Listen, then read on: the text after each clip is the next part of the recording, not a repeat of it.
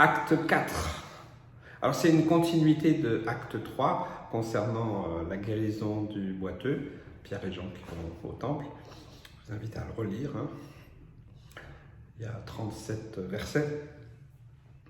Donc on continue et puis on reprend cette histoire particulière. Pierre et Jean, ils ont partagé la bonne nouvelle dans le temple après avoir vécu cette guérison miraculeuse de ce boiteux. Alors, bien sûr, quand ils ont prêché, enseigné dans le temple, mais il y avait des gens certainement très simples, puis aussi il y avait quelques religieux, et puis il y a eu des discussions. Des discussions, ça dérangeait, ça dérange. Ça en dérange quand les malades sont guéris, que les morts ressuscitent, que ceux qui sont sous l'addiction de l'alcool, de la drogue, du sexe et autres sont délivrés, ça dérange. Ça ne devrait pas nous étonner que ça dérange. Et on voit là, il y a le commandant du temple là, qui s'en mêle. Il est accompagné de des représentants religieux, les sadducéens, les fameux sadducéens qui ne croyaient pas à la résurrection des morts. Donc c'était un peu des spéciaux. Ils sont là et ils sont en train d'attraper Pierre et Jean pour leur poser quelques questions. Vous savez, quand on témoigne, quand on proclame la parole de Dieu, quand on donne ce témoignage, et ne témoignez pas en racontant des histoires qui ne sont pas de vous. Quand vous témoignez de ce que Dieu a fait pour vous.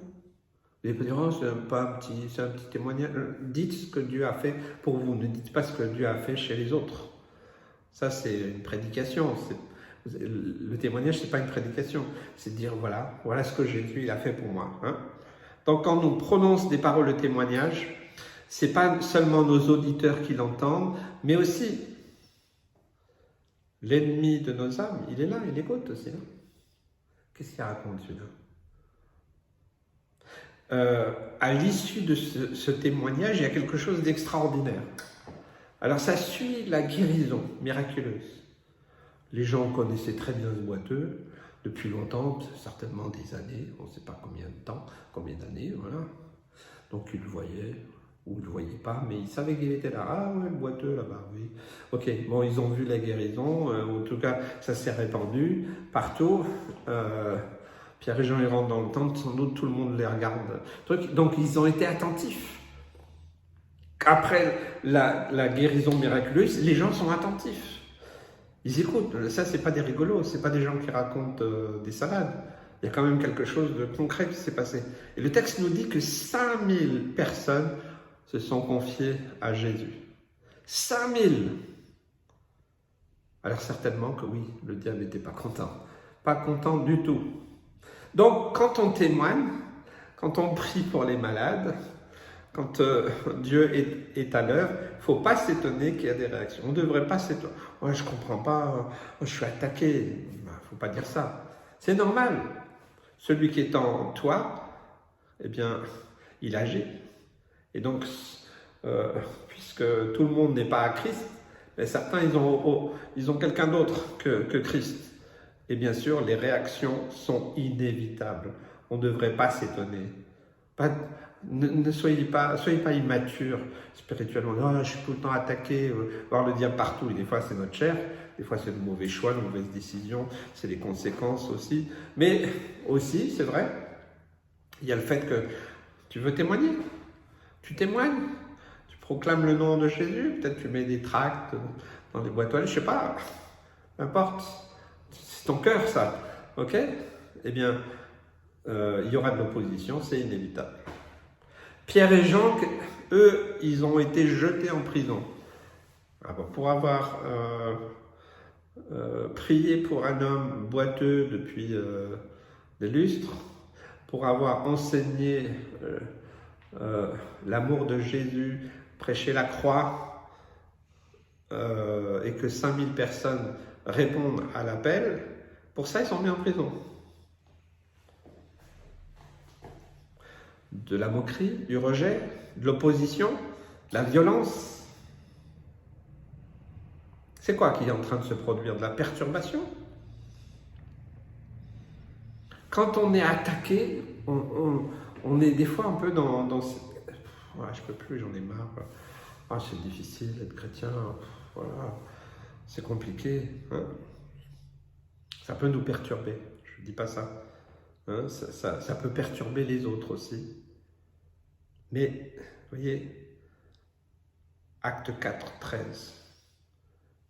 Écoutez bien ce qu'il y a dans le texte, mais ce que le Saint-Esprit atteste aussi dans mon cœur.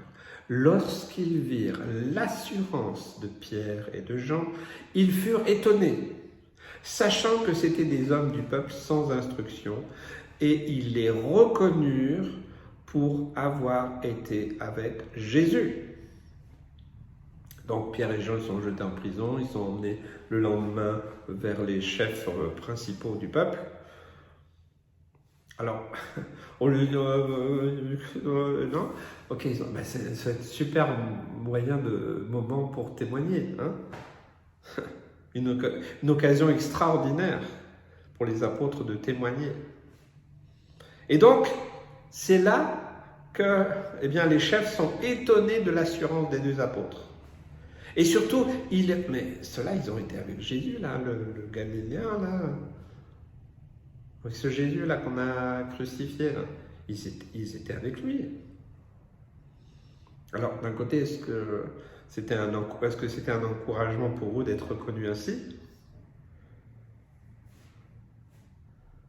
Est-ce que les gens nous reconnaissent comme étant avec Jésus? Ah non, non, lui, là, il n'est pas net, il n'est pas clair. Oui, je le connais, oui. Vous voyez, on croit des fois que les gens ne nous voient pas, ne nous regardent pas, mais si, les gens nous observent. Tu te dis partout que tu es chrétien, alors tu vas être observé, tu vas être épié, partout, sur Facebook, T'as vu ce qu'il a mis comme post là? Vous voyez, on ne réalise pas. Est-ce qu'on nous reconnaît comme étant avec Jésus? C'est pas une question de diplôme, vous voyez, c'est pas une question d'éloquence. C'est même pas une question de capacité intellectuelle ou de nombreuses connaissances. C'est pas « Oh, quel beau discours ah, ils ont, oh, quelle intelligence, quelle prestance ah, ils savent beaucoup de choses ». C'est pas du tout ça qui a été exprimé.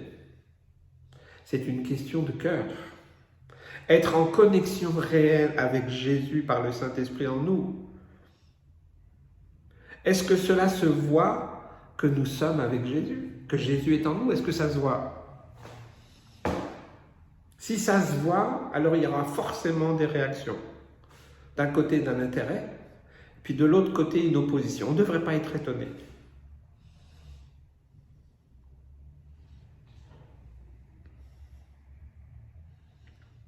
Quand Jésus vient habiter dans un cœur, ça se voit. Vous savez, mon père aussi a vécu une conversion assez spéciale. Et quand il a été touché par Dieu, alors qu'il était gardien de prison, il s'est converti là, son lieu de travail, hein, alors que Dieu l'a saisi. Eh bien, quand il est rentré à la maison, il a dit « Tu ne devineras jamais ce qui m'est arrivé ». Et ma mère de dire « C'est pas la peine que tu me le dises, ça se voit, tu as rencontré Jésus. » Ça se voit. Il y a quelque chose qui a changé.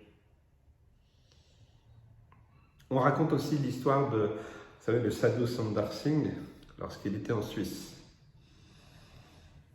Ceux qui ne connaissent pas, lisez sa biographie. Le Sadhu Sundar Singh, c'est, bon, peut-être ça va vous paraître extrême, mais c'est un homme de foi, rempli d'amour et de compassion, que Dieu a utilisé. Hein. C'est un chrétien venu d'Inde qui avait été puissamment touché par Dieu et qui a évangélisé jusqu'aux coins les plus reculés de son pays. Et donc là, en Suisse, il a sonné donc à la porte de la maison des chrétiens qui devaient le recevoir pour son séjour en Suisse. Et c'est une petite fille qui a ouvert, et cette petite fille s'est mise à crier « Maman, Jésus est devant la porte !» Alors, ce n'est pas une image, mais c'est simplement que son être entier transpirait Jésus. Donc on revient à notre texte. Les chefs, qu'est-ce qu'ils ont dit? On vous interdit de prêcher et de nommer ce nom-là. Bien sûr, c'était impossible. Parce que leur cœur bouillonnait. Acte 80, nous ne pouvons pas ne pas parler de ce que nous avons vu et entendu. Il leur a cloué le bec. L'effusion du Saint-Esprit sur les apôtres a été quand même très spéciale, particulière. Et donc, ils avaient un zèle incroyable qui leur donnait cette assurance pour témoigner. Mais ça aussi peut être vrai pour toi et moi. Même sans parole, comme nous l'avons vu, certains réagissent à ce qui est en nous.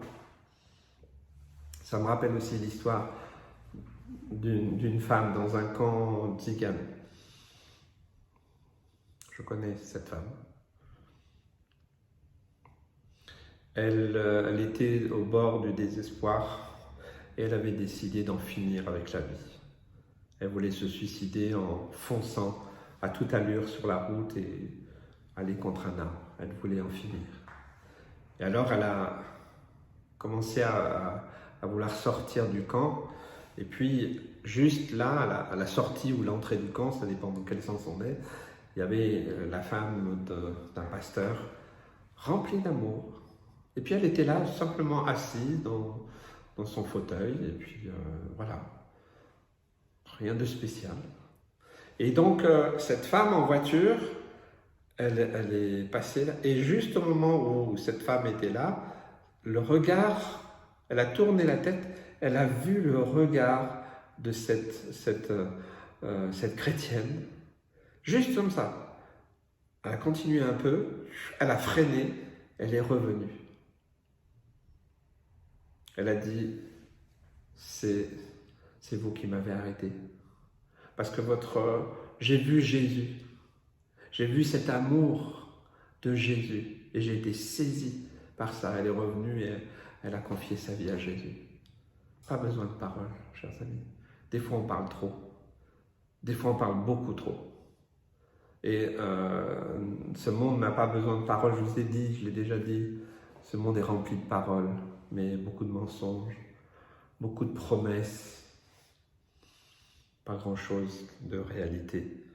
Et on refait les mêmes promesses. Hein. Demain, on rase gratis, et puis le lendemain, ben non, mais c'est demain. Mais demain, ben non, mais c'est demain. Oui, c'est un peu comme ça la politique aussi. Des promesses, mais elles n'engagent que ceux qui y croient. Donc, nous pouvons donc avoir une action dans ce monde. C'est possible. Nous dépendons du Seigneur. C'est ce qu'ils avaient compris, les apôtres. C'est ce qu'ils avaient compris quand ils attendaient aussi l'effusion du Saint-Esprit. Acte 4, 31, quand ils eurent prié, le lieu où ils étaient assemblés trembla. Ils furent tous remplis du Saint-Esprit et ils annonçaient la parole de Dieu avec assurance. Est-ce que nous reflétons Jésus?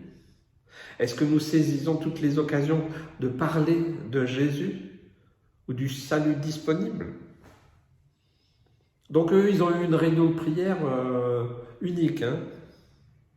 Mais la prière est essentielle pour manifester partout la présence de Jésus.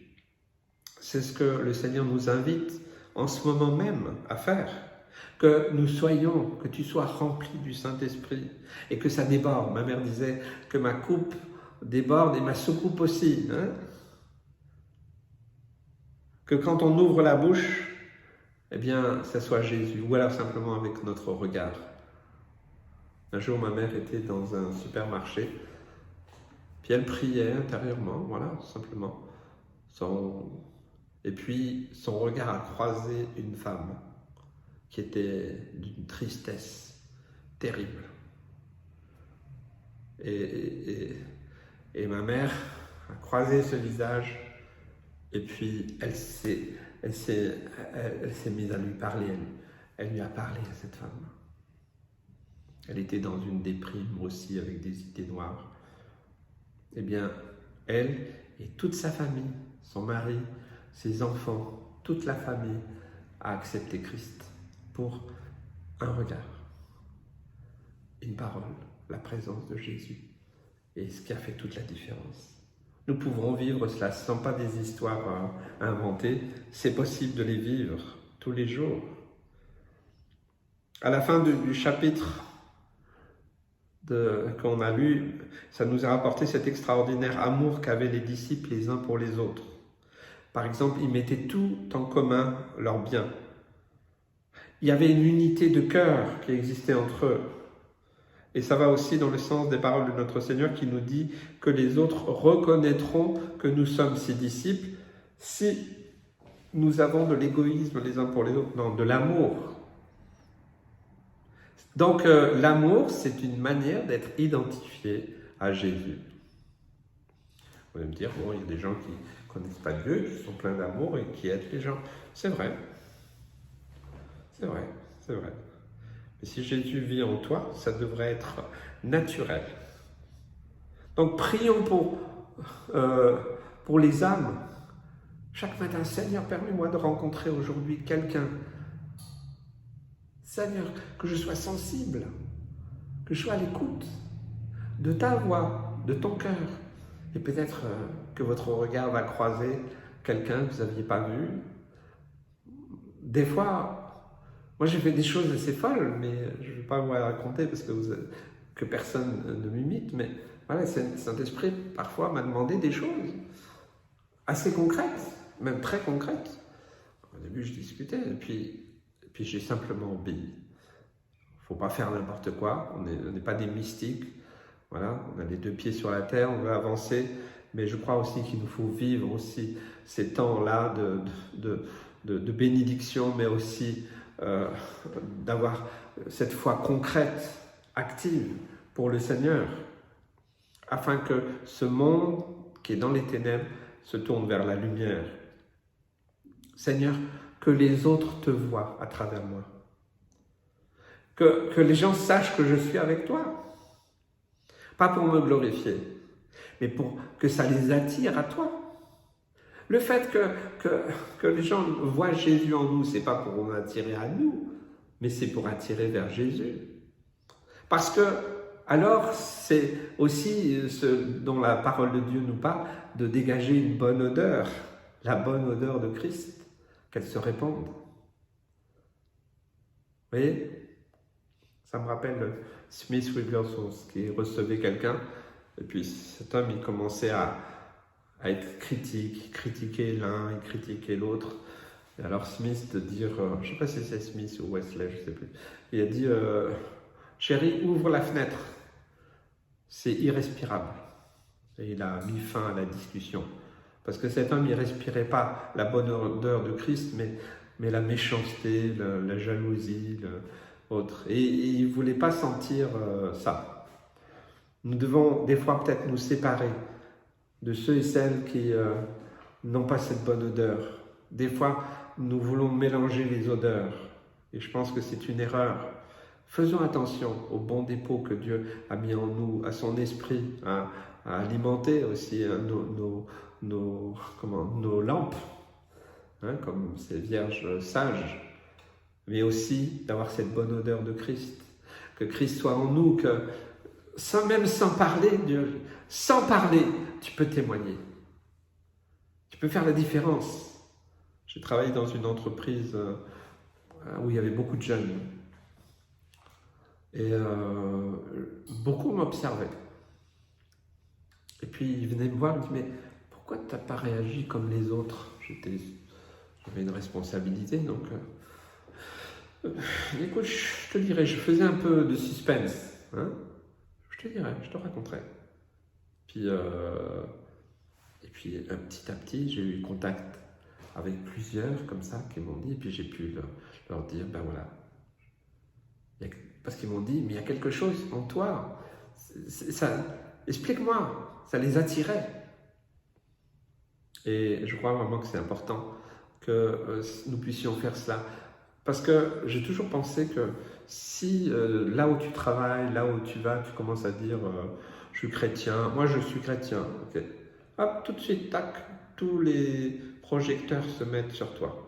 Et ils vont t'épier et ils vont tout regarder ce que tu fais. Ah non, tu m'as pas dit que tu étais chrétien, toi?